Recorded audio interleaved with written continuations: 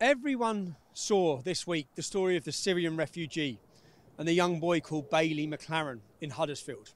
Now then. Fuck's sake, now, eh? Eh? Eh? You little bastard. Come here, you little bastard. Little bastard, I'll drown you. I remember watching as this story broke. And as soon as it broke, the newspapers tried to involve me in it. And I was sent messages after messages from other parents whose children go to that school. And the narrative that was being spun, that was being spread across the world, was of the poor Syrian refugee being bullied and violently attacked and driven out of his school. But that's not a message I was getting from other parents at the school. And very quickly, I received messages from a mother there about her daughter, who was gang attacked by a group, including Jamal. According to the mother, I've got all the copy of all of the evidence of all the messages after I spoke on the phone with this mother. And then very quickly, that mother was forced to retract her story as threats to rape and murder her family were coming in online. So I wanted to go up to Huddersfield this week and speak to the mother of another child who was involved in an altercation with Jamal, the Syrian refugee. Your son goes to Almondbury High. What did you think when you first watched the video of the Syrian child, Jamal and Bailey? First thing I thought is just two boys. That one lad said something to the other lad and he's gripped him, threw him to the floor and squirted him in the face. Bit of water, nothing to it. I understand. I looked at his broken arm and I thought, why is no one talking about his broken arm? I believe your son, there was an involvement. There was an involvement. He was saying stuff to me, saying stuff to him all day and calling me a white fat bitch. Jamal was saying stuff to your son. How old's your son? He's 12. He was 12 at the time. Then they got him in headlock. Then another year 11 pupil saw it and pushed him off him, and that's how he broke his arm, because he had my son in the headlock. So another child was protecting my child because he was getting bullied. So Jamal, so the start of this was Jamal was picking on your son, calling me a white fat bitch, calling you a white fat bitch, making racial slurs, racial words to me, yeah, about you to your son, yeah, and then he gripped your son in the headlock. Yeah. The age difference there, 15 to a 12-year-old. Yeah. And then another boy in the school was pushed him out. Pushed him off, and that's how he broke his arm. And that's how he broke his arm. So, because I thought it amazing that none of the media. It was how he broke his arm. That's and how my son had to go to the police station for an interview, and it got squashed because it got classed as an accident. Because the other boy pushed him. Yeah. But that's so. Why have none of the media spoke about how he broke his arm? Because he broke his arm. So essentially, he broke his arm during another child. During the bullying of a young child. Yeah. And none of the media spoke about it. No. What's your view on how the media have portrayed what's happened? As a parent in school. Portrayed it, I think they've blown it way out of proportion. I think Syrian refugee, waterboarding, it's not. The waterboarding thing's really wound me up because it's not waterboarding. Other children, other parents who you speak to around the estate, how do they feel? I'll tell you why. A lot of people, what I've got back, have said, Jamal is a little shit. He's not an innocent little boy like the way it's been portrayed. No, he's not an innocent little boy, no. Well, because you say that sitting here in front of me. Another mother contacted me, sent me images of her daughter who was violently beaten up, and she told me specifically, and I'm being threatened to be sued by lawyers. She told me specifically, I have all the evidence that Jamal was involved in the beating up of her daughter. I've seen that, yeah. At that school. Yeah. But she's too scared. There's a fair few other people that he's bullied. That Jamal has. Yeah, but nobody will speak up.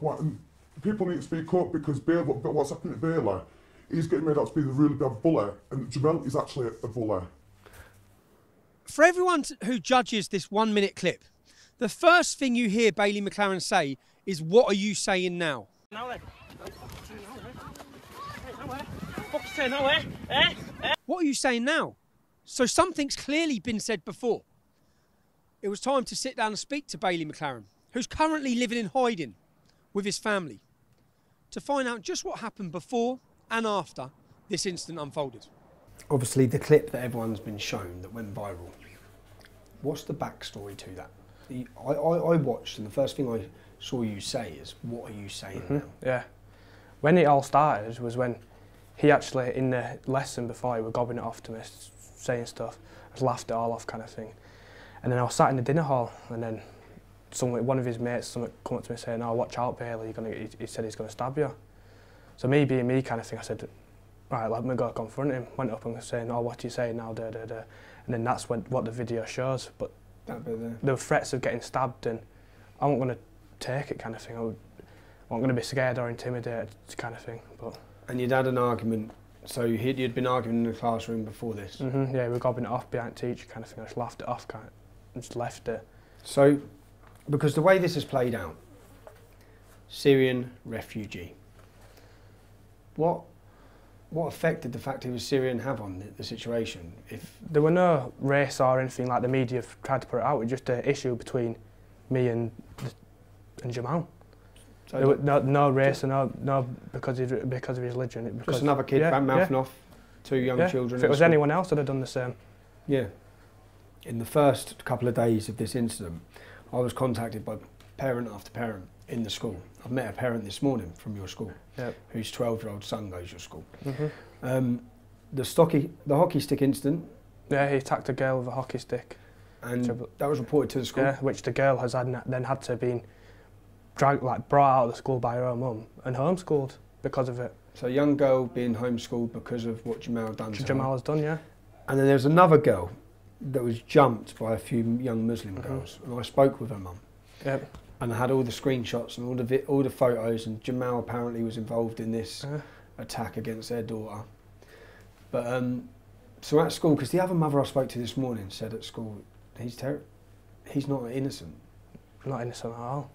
The thing, like the mother with which said her daughter got bit on the head by Jamal. Yeah. She's had then to say, well, kind of thing, because of the death threats and the rape threats. To retract it because of death threats. And the rape threats that she was getting.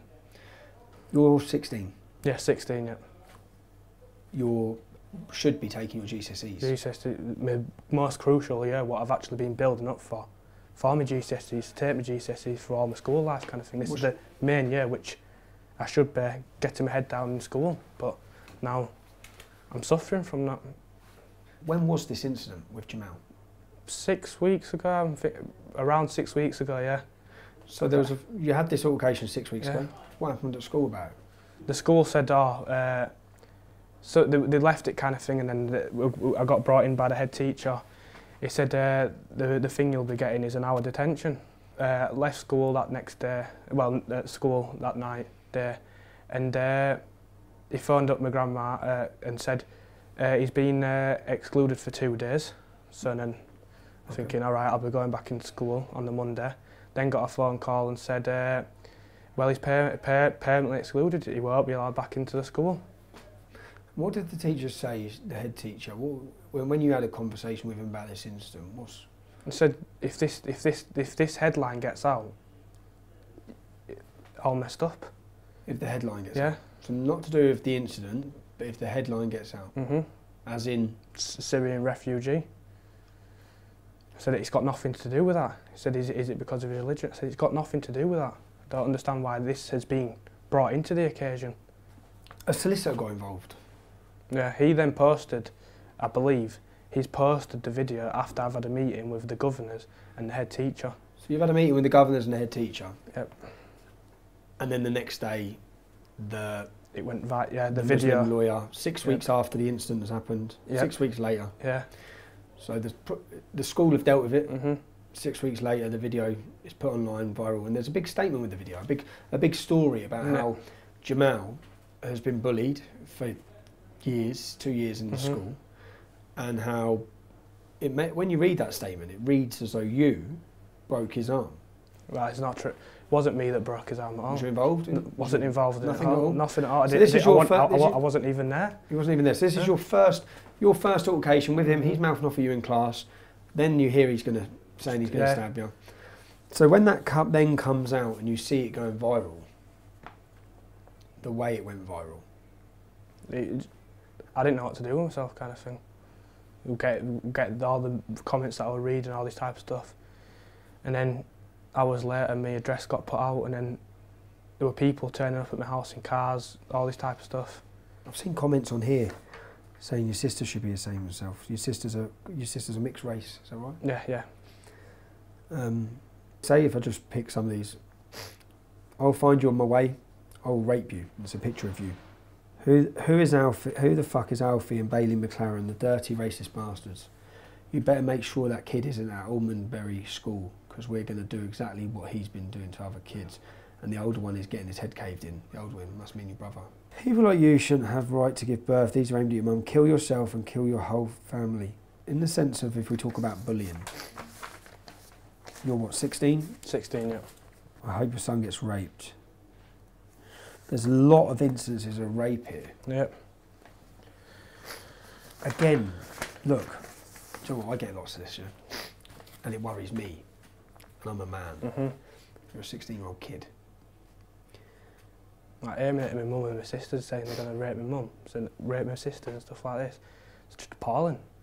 You know the rape threats? We're in Huddersfield, yeah? Yep. A lot of these that I'm reading here are young Muslim men. One of them actually says, you know what we do in this area. One of them actually says, specifically, you know exactly what we do. I think he's referring to, because in Huddersfield, the town we're in, 61 men in the last 12 months have faced charges for the gang rape and prostitution of young English girls. 61 Muslim men.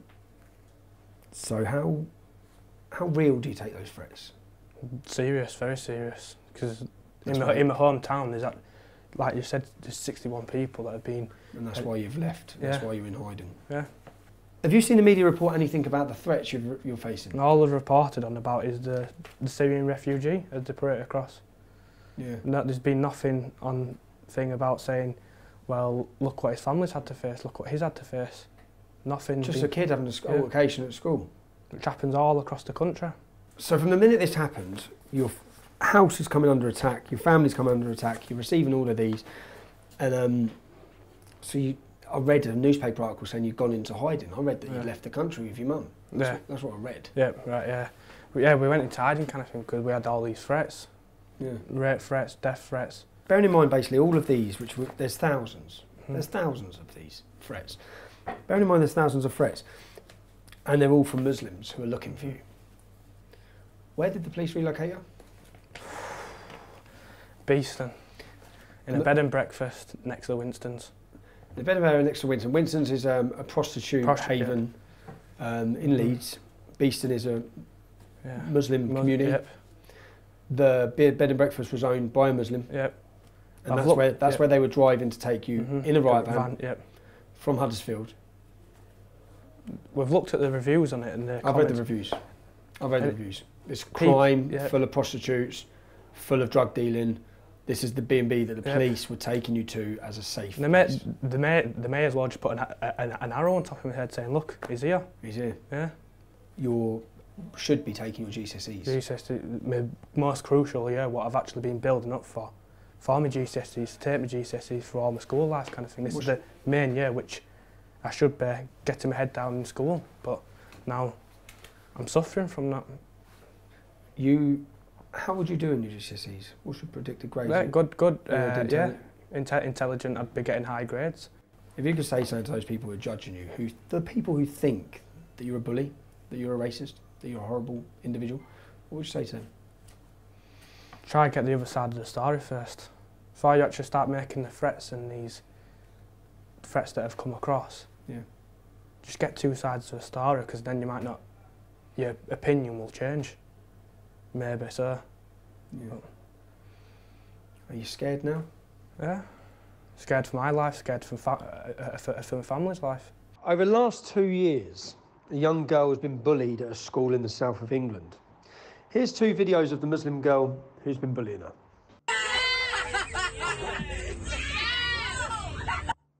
Yeah. And you just said that you didn't say that. Oh my God. I'm showing her face. Oh shit! Oh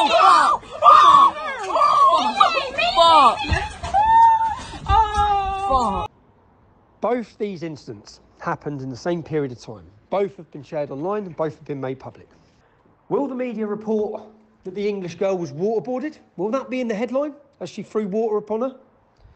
This is worse than Bailey's. Far worse than Bailey's. This is 2 separate incidents on camera. The girl had to leave the school after 2 years of bullying. Will she face court proceedings? Will she be prosecuted in the same way Bailey has? The media, the politicians, the far left, none of them care about the young English girl getting bullied. None of them. They only seem to care about the Syrian. All the people who said they cared about bullying, the whole media and this whole campaign resulted in the complete bullying and targeting of an entire family over a school playground altercation. That's what that was. And now you have a 16-year-old child, because that's what Bailey McLaren is, a child. And if you look at the word refugee, a family driven from their home through persecution. Well, I've just left a family of refugees, but they're not in Syria. They're from Huddersfield in England. And right now they have nowhere to live and nowhere to go. And they're scared. She's got two mixed race 11-year-old daughters. Looking at their faces and how miserable and upset they were. One of those girls has been driven to self-harm in the last week. 11 years old. To all the celebrities that made this their business to highlight this and push this agenda. Duncan Bannatyne, all of you celebrities. Piers Morgan, all of you who told the story without even knowing the entire facts of the story. Without even knowing or looking or hearing the other side of the story. Your campaign has resulted in the persecution of a family. Your campaign of children. I've just left a family with young children 3 weeks before Christmas. We look at the campaign that was driven for Jamal. And that's what it was. It was an organised, orchestrated and timed campaign by a lawyer. And the lawyer who's headed this is a lawyer that's been used before by Islamist organisations, by terrorists, okay? By terrorists. He issued me a threat to take me to court. Take me to court. Well, there is a family right now in need. And I've left them. And in fact, I've just extended their stay. They have no money. They have nowhere to live. They have no one to turn to. The council, the government, no one. They've tried to relocate them, no one. Now, I'm not going to, three weeks before Christmas, what's the time now? It's 2 o'clock in the morning. We're on our way back up. And Kev and that are driving straight back up tomorrow to relocate this family. They need relocating. Now, if you want to support them, a GoFundMe page was set up 3 times for Bailey McLaren's family because they genuinely need support. They genuinely need help. They've got nowhere to live. Do you know the mother? They haven't been back to the house. They've got no clothes. They're too scared to go back to the house. They've got no clothes. The children, the little children are asking, what about our Christmas presents that were already under the tree? I'm sat there as the mother's telling them, we can't go back there. We cannot go back near there. They're terrified. They're terrified. It's disgusting what's happened here. The way this has been turned, the way this has been blown up. But I don't want to see that family like that. And that family genuinely need help. And unfortunately, at the minute, they haven't been able to turn to the council or the government or social services and the people that should be helping them. So if you want to support them, I'm going to support them. If you want to support them, you can do so at supportbailey.com.